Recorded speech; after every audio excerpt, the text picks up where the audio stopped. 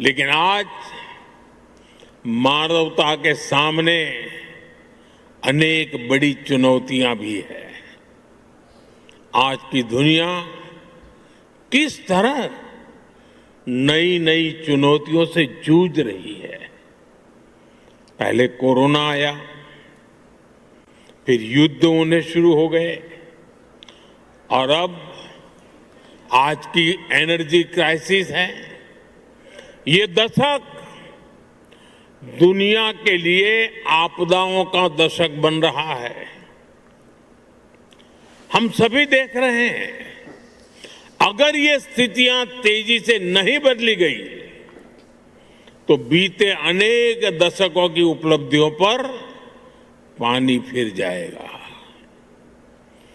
दुनिया की बहुत बड़ी आबादी फिर से गरीबी के दलदल में चली जाएगी।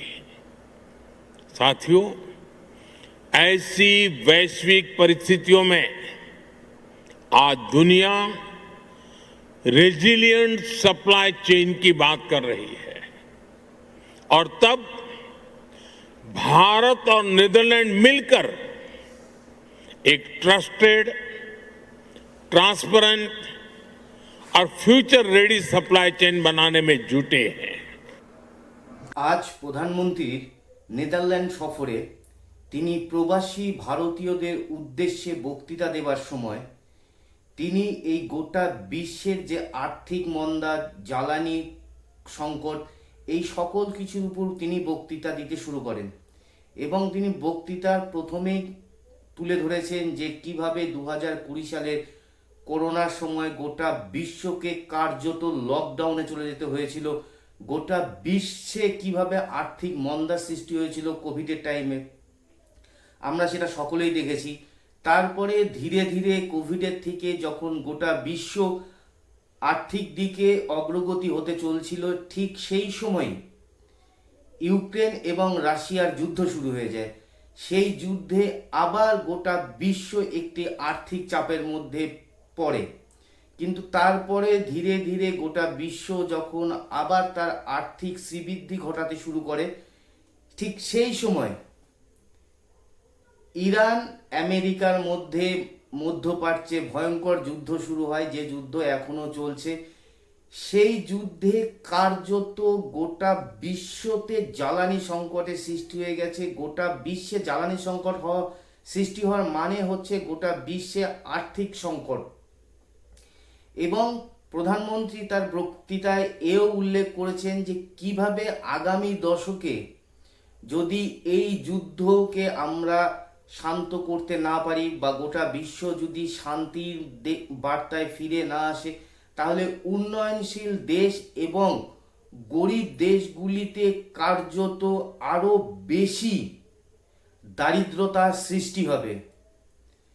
গোটা বিশ্বে কিভাবে আর্থিক সংকট সৃষ্টি হবে, কিভাবে মানুষজন দরিদ্র থেকে আরো বেশি দরিদ্র হতে শুরু করবেন, প্রধানমন্ত্রীর এই বক্তৃতায় বা এই বক্তব্যের মাধ্যম দিয়ে তিনি গোটা বিশ্বকে জানাতে চেয়েছেন। শুধু এই আর্থিক সংকট যে গোটা বিশ্বে পড়েছে সেটা না, এর প্রভাবও এসে পড়েছে ভারতবর্ষে। আপনারা বেশ কিছুদিন আগে লক্ষ্য করেছিলেন প্রধানমন্ত্রী জাতির উদ্দেশ্যে একটি বক্তৃতা দেন। সেই বক্তৃতাতে তিনি বলেছিলেন যতটা সম্ভব ডিজেল পেট্রোলের খরচা কমান, নিজেদের প্রাইভেট গাড়ি ব্যবহার করবেন না, যতটা সম্ভব হয় মেট্রো, ট্রেন এবং পাবলিক ট্রান্সপোর্ট ব্যবহার করুন। সাথে যে কোনো ধরনের অর্নামেন্টস অর্থাৎ সোনা, রূপো এগুলো কিনতে বিরতি থাকতে বলেছেন এবং যত সম্ভব বিদেশ যাত্রা না করা যায় আগামী 1 বছরের জন্য, সেই বার্তায় কিন্তু গোটা দেশবাসীর উদ্দেশ্যে দিয়েছেন। অতএব তিনি আজকে নেদারল্যান্ড সফরে গিয়ে গোটা বিশ্বের সামনে যে আর্থিক সংকটের কথা তুলে ধরলেন, সেই বিষয়টা কিন্তু আমাদের দেশবাসীকে আগাম উনি জানিয়ে দিয়েছিলেন যে কিভাবে আর্থিক সংকট সৃষ্টি হতে চলেছে। আজ এই ইরান এবং আমেরিকার যুদ্ধে গোটা বিশ্ব দেখেছে যে কিভাবে জ্বালানি সংকট সৃষ্টি হয়ে গেছে গোটা বিশ্বে। বিশ্বের বহু দেশে অনেক দিন আগে থেকেই ওয়ার্ক টু হোম করার সাজেশন সেই দেশের গভর্নমেন্ট দিয়ে দিয়েছে, কিন্তু আমাদের দেশের পক্ষ থেকে এই সাম্প্রতিক জানানো হয়েছে যে আপনারা যতটা সম্ভব পারলে ওয়ার্ক টু হোম করুন। অর্থাৎ যেখানে গোটা বিশ্ব প্রায় 1 থেকে 2 মাস আগেই তার দেশগুলিকে সতর্ক করে দিয়েছে যে আপনারা যতটা সম্ভব শক্তি অপচয় কম করুন, সোলার ব্যবহার করুন, ডিজেল পেট্রোল কম ব্যবহার করুন, ওয়ার্ক টু হোম করুন, কিন্তু আমাদের দেশ কার্যত এই যুদ্ধের 2-3 মাসও গোটা দেশে আর্থিক বা জ্বালানি সংকট খুব একটা বেশি সৃষ্টি হতে দেয়নি। কিন্তু আজ যেভাবে হরমুজ প্রণালী বন্ধ হয়ে আছে, তা সেইখান থেকে যেভাবে তেল গ্যাস আমদানি প্রায় বন্ধর দিকে, সেই কারণের জন্যই দেশবাসীর উদ্দেশ্যে প্রধানমন্ত্রীর এই বার্তা। এবং তিনি এই বার্তাটি শুধু আমাদের দেশেই দেননি, তিনি যখন বিদেশ সফরে অর্থাৎ নেদারল্যান্ড সফরে আজ রয়েছেন, সেখানেও কিন্তু গোটা বিশ্বকে একই বার্তা দিয়েছে।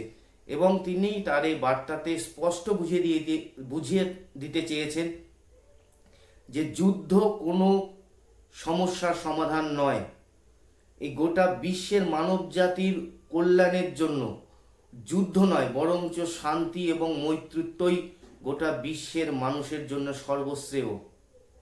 এই বার্তাটি উনি এই নেদারল্যান্ডে প্ল্যাটফর্ম থেকে গোটা বিশ্বের সকল দেশ এবং বিশেষ করে বিশ্বের শক্তিধর দেশ যারা তাদের নিজের কিছু ক্ষুদ্র স্বার্থ চরিতার্থ করবার জন্য আজ ইরানের সঙ্গে এই যুদ্ধ শুরু হয়েছে, আজ এই যুদ্ধে তাদের কি লাভ হয়েছে না হয়েছে জানি না, কিন্তু গোটা বিশ্বকে আজকে জ্বালানি সংকটের সম্মুখীন হতে হচ্ছে। এই বার্তাটি তিনি গোটা বিশ্বের সামনে তুলে ধরতে চেয়েছেন এবং তিনি স্পষ্টভাবে জানিয়েছেন শুধু জ্বালানি সংকট নয়, ভারত কিভাবে আগামী দিনে তার সায়েন্স টেকনোলজি সেমিকন্ডাক্টর চিপসের ইন্ডাস্ট্রিতে কিভাবে ভারত ডেভেলপমেন্ট করেছেন সেই জিনিসগুলো তিনি গোটা বিশ্বের সামনে তুলে ধরেছেন। এবং ভারতের মিশন চন্দ্রয়ানে ভারতের ল্যান্ডার বিক্রম ল্যান্ডার চাঁদের যে উত্তর গোলার্ধে ল্যান্ড করেছে, আপনারা সকলেই জানেন এটা কিন্তু বিশ্বের প্রথম দেশ যে চাঁদের উত্তর মেরুতে তার কোনো স্পেসশিপ ল্যান্ড করাতে পেরেছে।